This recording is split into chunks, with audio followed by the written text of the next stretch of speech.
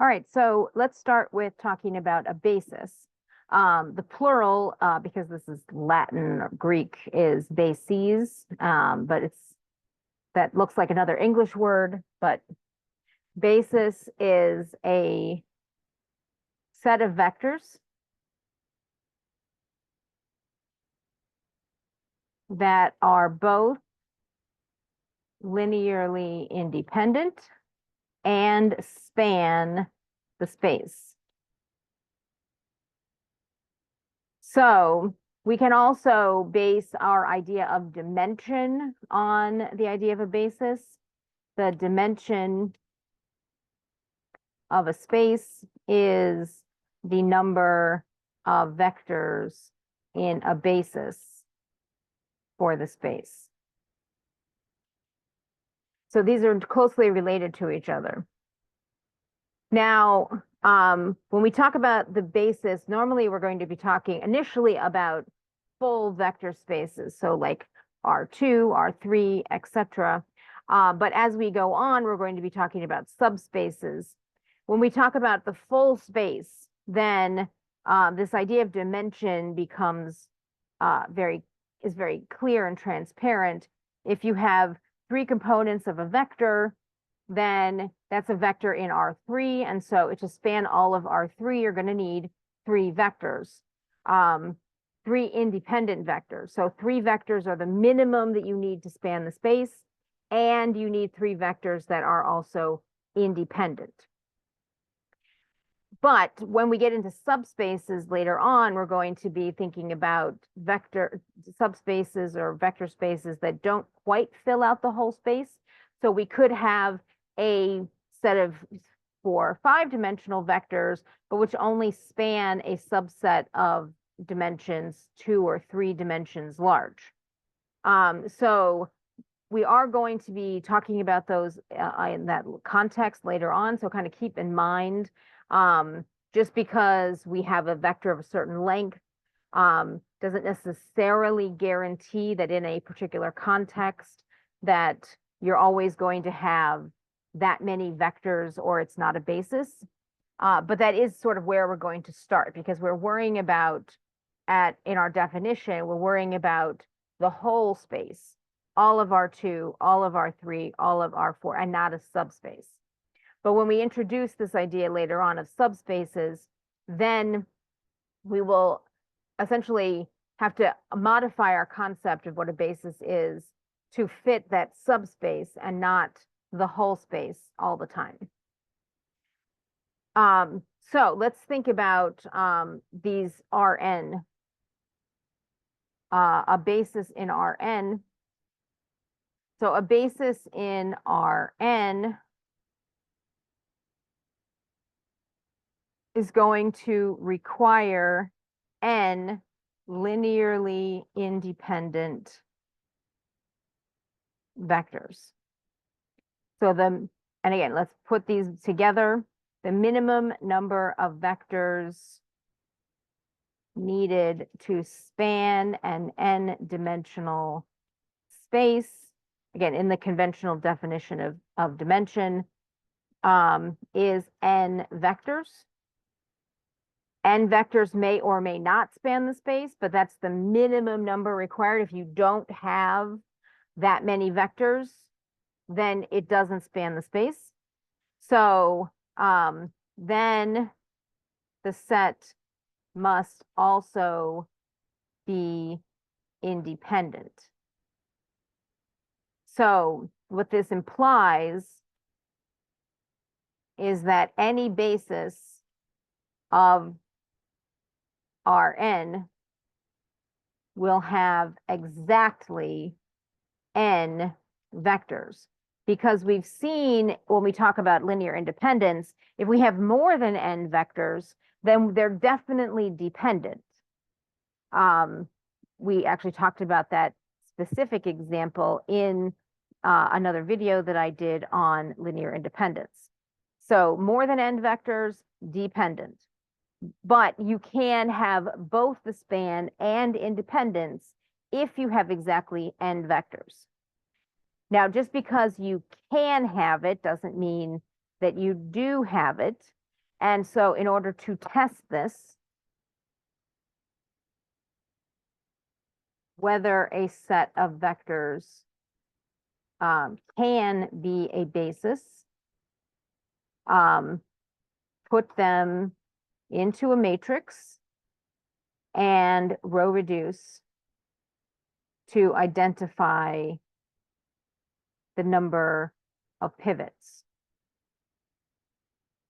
Now, you don't need to do row reduced echelon form in order to get this, because the reduced echelon form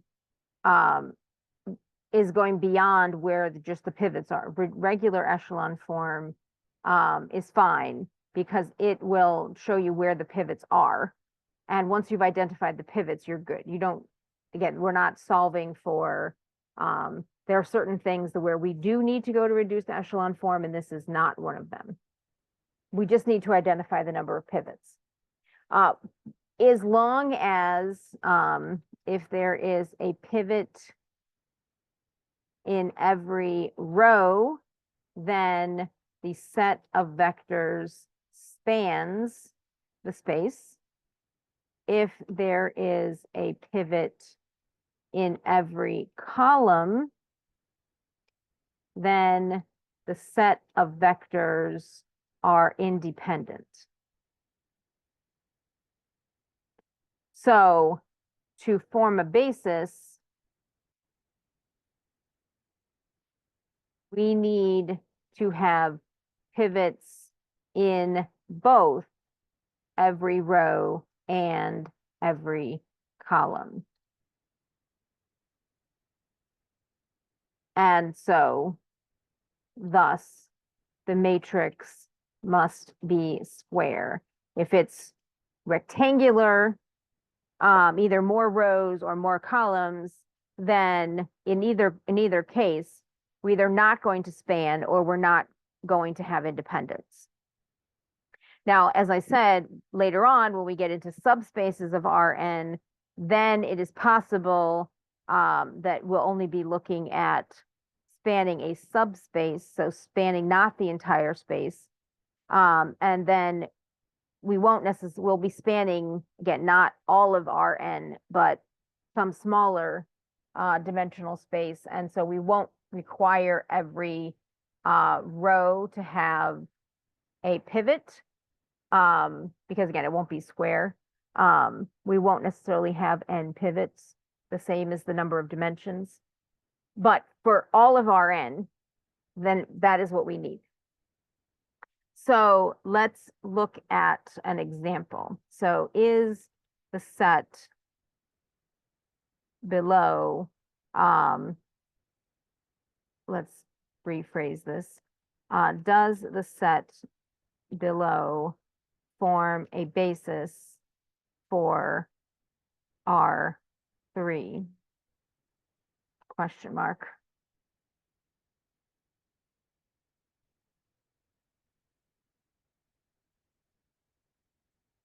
So let's look at some examples.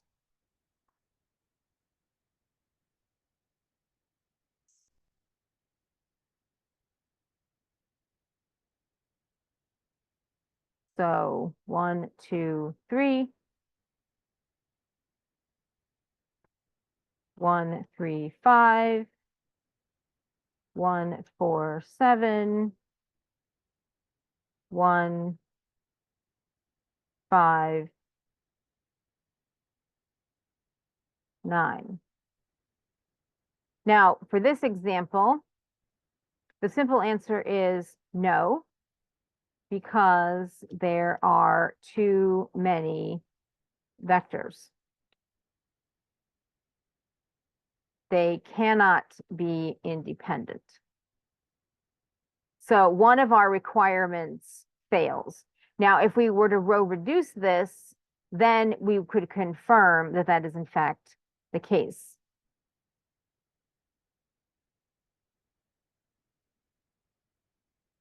So let's try this out. 2 of those and 2 of those.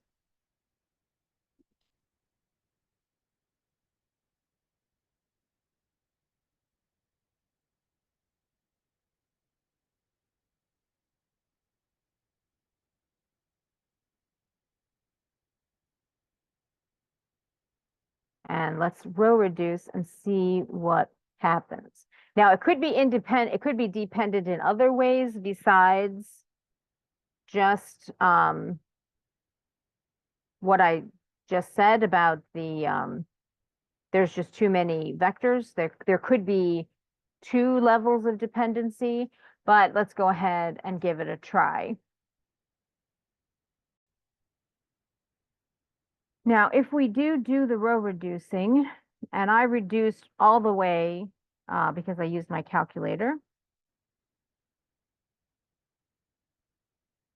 we end up with the following result.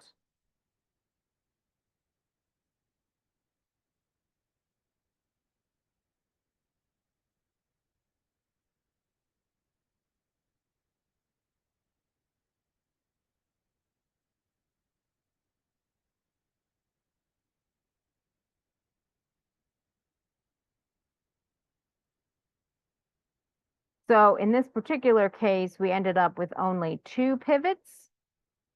And so only two of these vectors are independent, and the others are multiples of the other one. Now, if we were to alter one of these components, we could make another one of these vectors independent.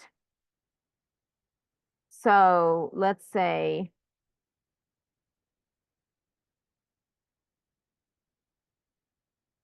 make this one 8.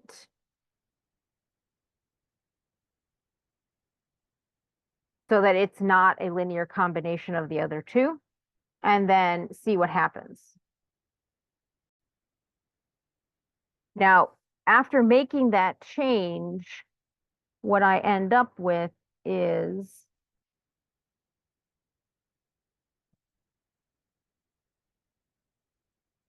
like so.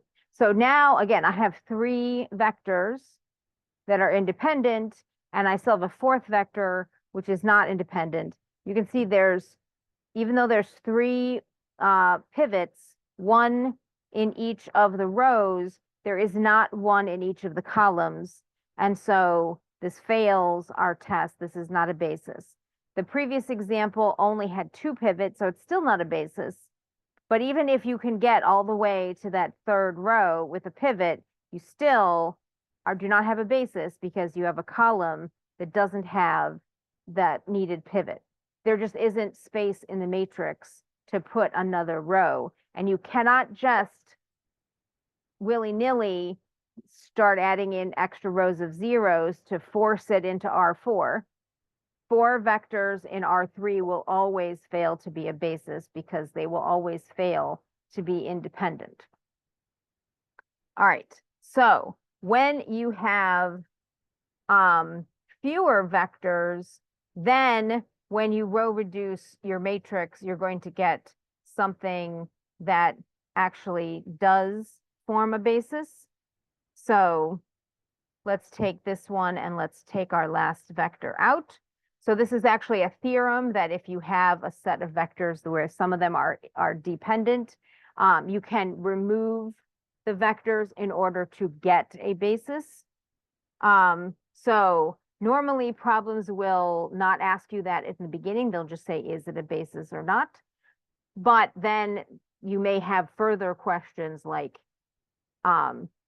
can you make it a basis? And so one way we can make it a basis is getting rid of any vectors which are independent. When I reduce this matrix, I can reduce to the identity. And again, you don't technically need, especially if you're doing this by hand, you don't need to go all the way to the identity. You just need to go to a triangular form. Because you just need to identify the pivots. But any matrix you can reduce to that, you can reduce to the identity. You'll just get a matrix that looks like these first 3 columns, not the 4th one, just the first 3. It'll be the identity 3 by 3 matrix. That is a basis. Now, this is not necessarily a pretty basis. If you tried to find a vector and represent it, which is a whole other problem. If you tried to find a vector and represent it, a random vector, and represent it in terms of the linear combination of these vectors, your coefficients wouldn't necessarily be nice, but that's not really the point. The point here is that you can do it, not that it's attractive or elegant or pretty. So again, depending on the size of your vectors, you may be looking for 3 pivots or 4 pivots, but you always have to keep your rows in every column, rows in every pivots in every column, pivots in every row. Both have to be true. And so you have to have a square matrix for spanning the entire Rn space, whatever dimension of space you happen to be in. Now, once you have that basis, then there are other things that we can do with it. We can find, for instance, coordinates, the standard basis notation is, for some reason, E sub I. So in R2, the standard basis is E1 and E2, which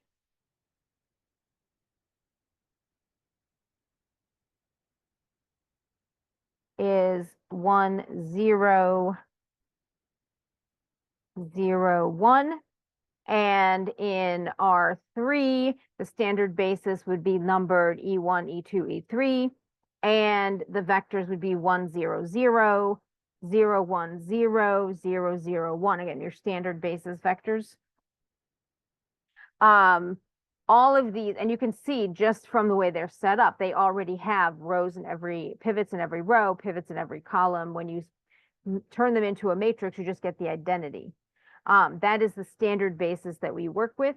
But as long as you can span the space and are independent, then any vector in that space can be represented as a linear combination of those vectors. That is what makes a basis a basis.